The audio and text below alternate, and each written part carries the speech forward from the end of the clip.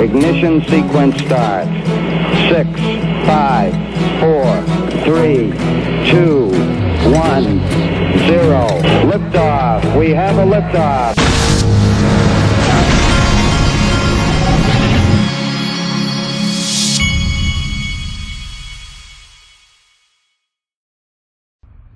Hey everybody, this is the Digital Asset Investor, and for those of us that are investors like I am, a digital asset investor specifically, there's one person that I've bumped into in this space since 2013 that when he speaks I listen. His name's Greg Kidd.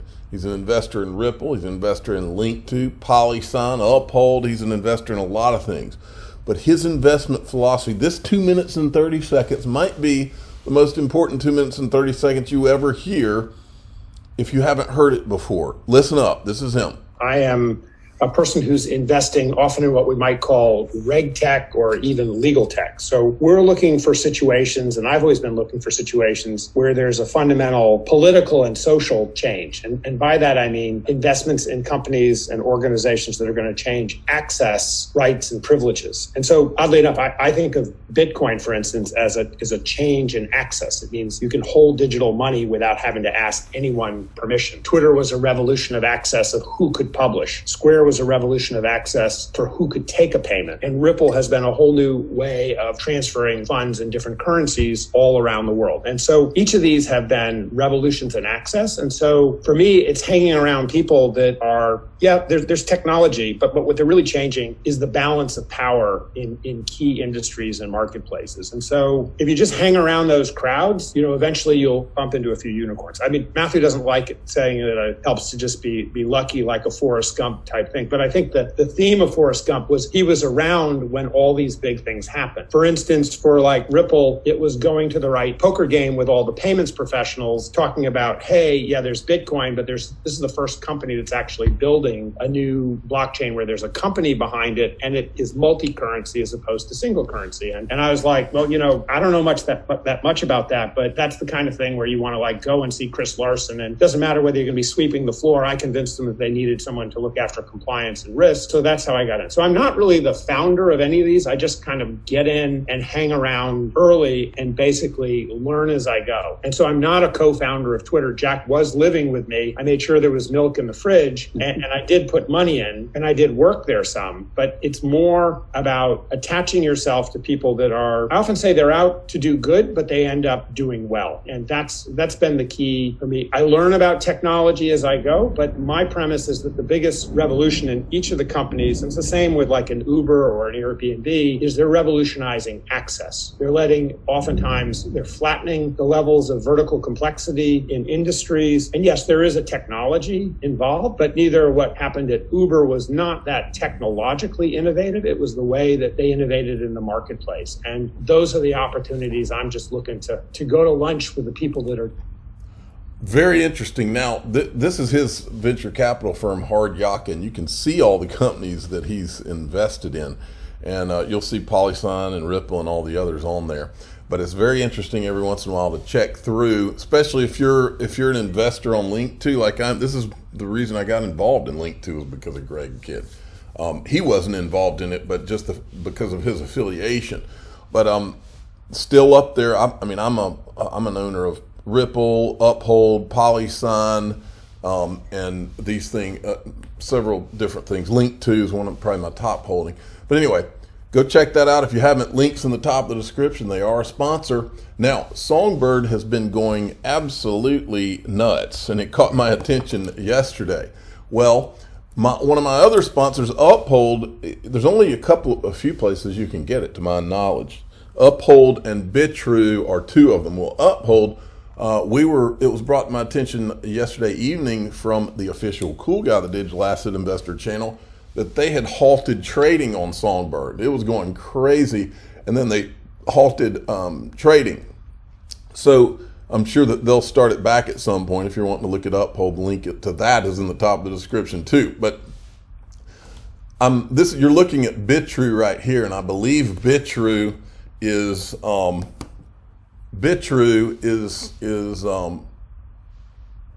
still has it trading here. This looks like a massive green candle here. So You still can get it there. Interesting stuff going on. Now, yesterday I had posted this, and this was from Matt Marley, and he did a little write-up that he had sent to me, which I found interesting, and he was talking about how everything that will ever be on the Flare network must be tested on Songbird. But I think there's a little bit of a correction there. Listen to what Hugo Filion says. Came from the community. He's the CEO of Flare. Want to know, with the Flare network launch, token distribution, what does that mean for Songbird and the future of Songbird? Yeah, I mean, Songbird's the long-term canary network for Flare. We recommend to all developers that they launch on Songbird first.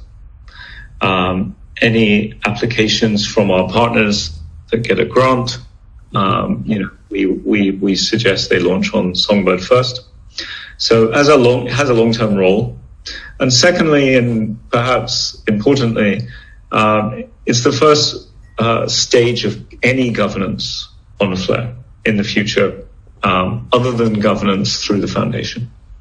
So the foundation can propose a vote directly to Flare, but the community, in order to sift through the votes, so let's say we had 1,000 community votes, none of those would get sufficient attention really to reach any threshold.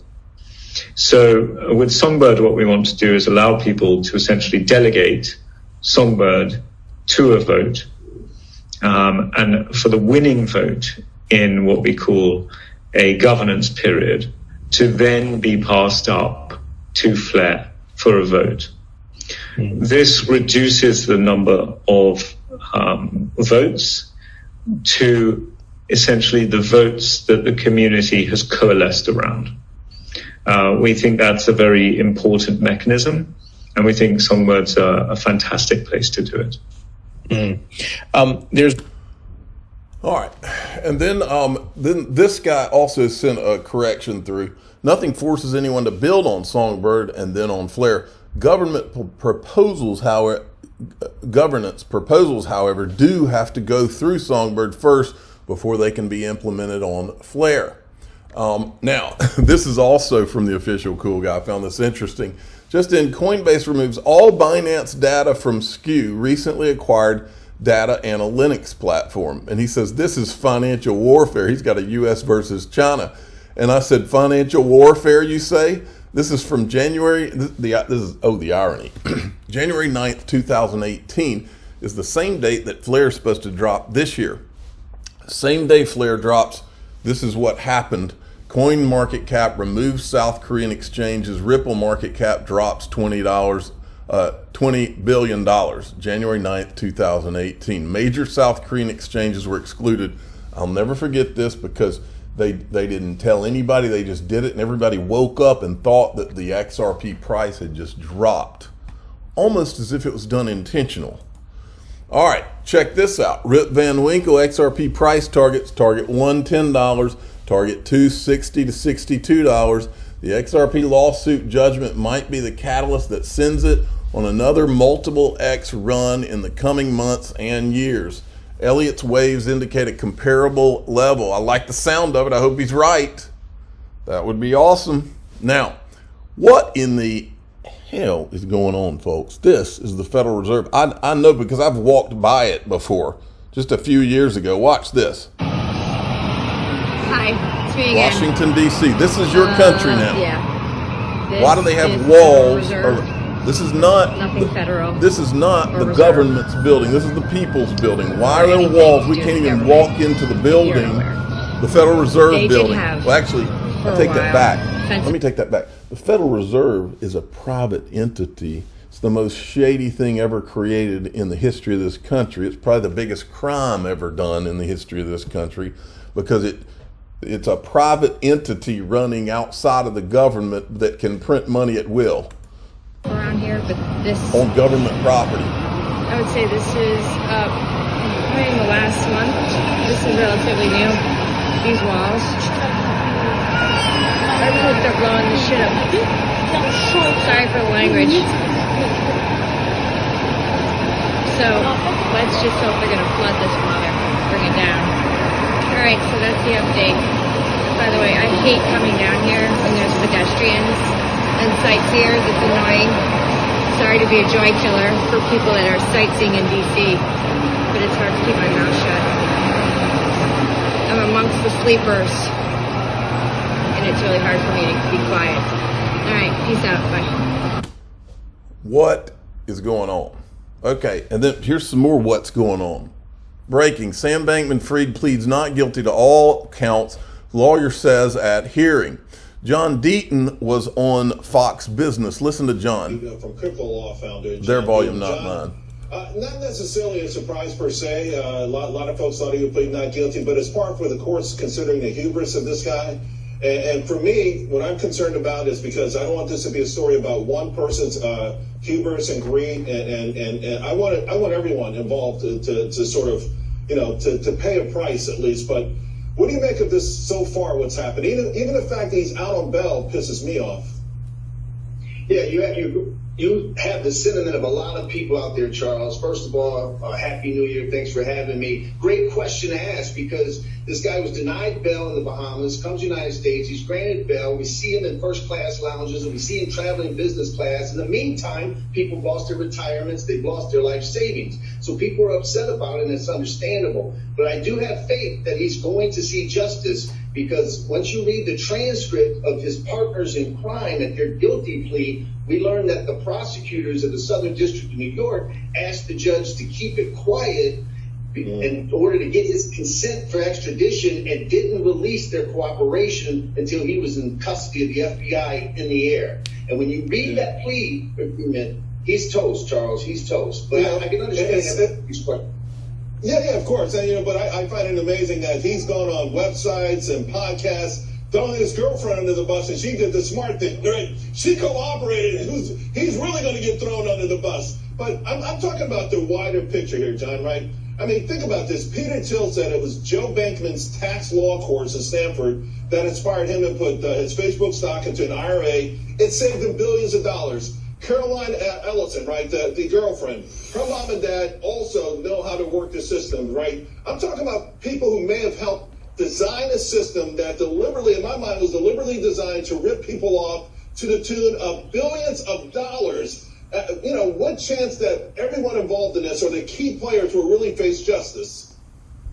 Well, great question, and we have to have faith. The Southern District of New York, the U.S. Attorney's Office, has historically been independent, or at least more independent of politics, and the U.S. Attorney keeps saying that there will be more indictments. But I agree with you. When you look at that structure, I'm sure you've seen that organizational chart that his dad had to help him with, and it's sheltered in a way that they don't have to pay taxes. It's a complete money laundering scheme, and the girlfriend, Caroline Ellison, has confirmed that it is all about money laundering and robbing people. She's admitted to it. He's toast.